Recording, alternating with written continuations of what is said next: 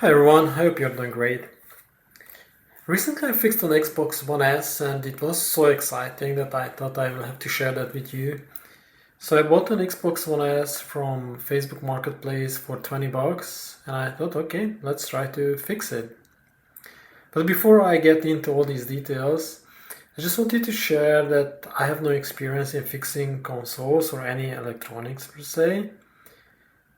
However, I've been watching on YouTube some people like Tronics Fix and Orbit Fix or Joy does repairs, and I got inspired by them. And I thought, okay, let's try to fix something. And then I know that the Xbox are not the easiest, but hey, for 20 bucks, it's not a big deal. And even if I just experiment and break it even more, it doesn't really matter too much.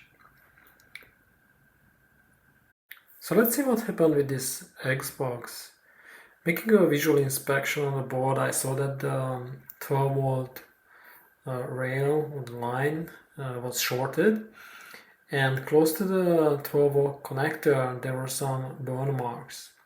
And once I tried to scrape the burn marks, I saw that the actual board had a hole in it, and different layers in the board got melted. And I say at this stage I was like, okay, I'm going to give up. There's not much I can do here.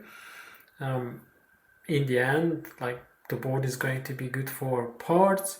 It came with a 2 terabyte hard drive, which is not very often.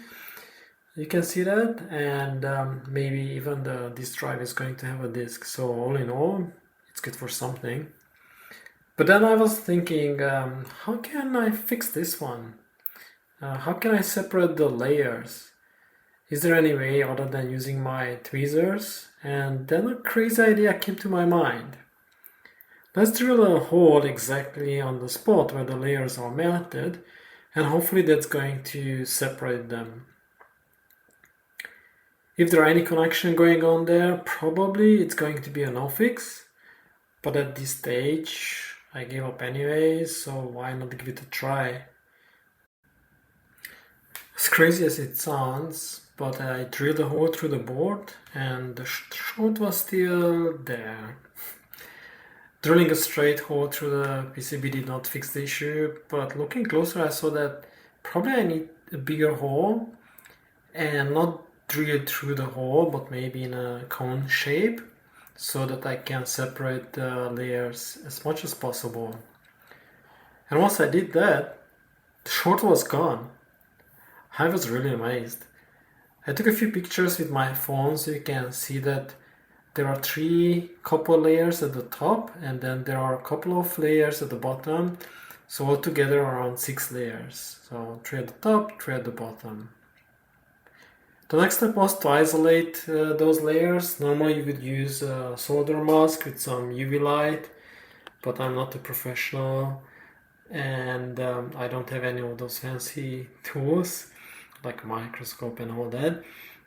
So I just used the super glue, which I think works as fine, just like the solder mask. So let me know in the comments if this was a good idea or a bad idea. So I really wanted to test out to see if this fixed the issue, because the short is not there, but I haven't tested the console if it works or not. And the last step was to install the heatsink and give it a try. As Steve from Tronics Fix would say, let's apply the perfect amount of thermal pasta.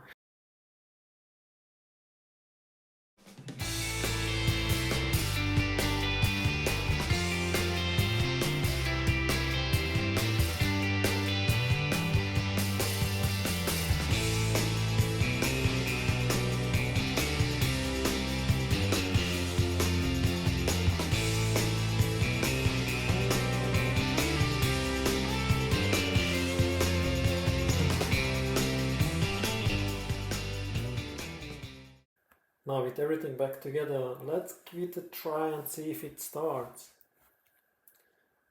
And indeed, it starts. So that's good news. Let's see if it has a disk. And yes, we scored a disk as well. So that's the bonus.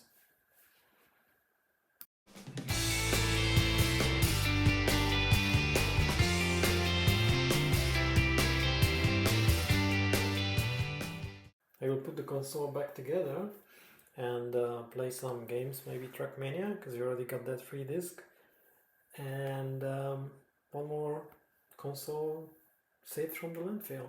So, job well done.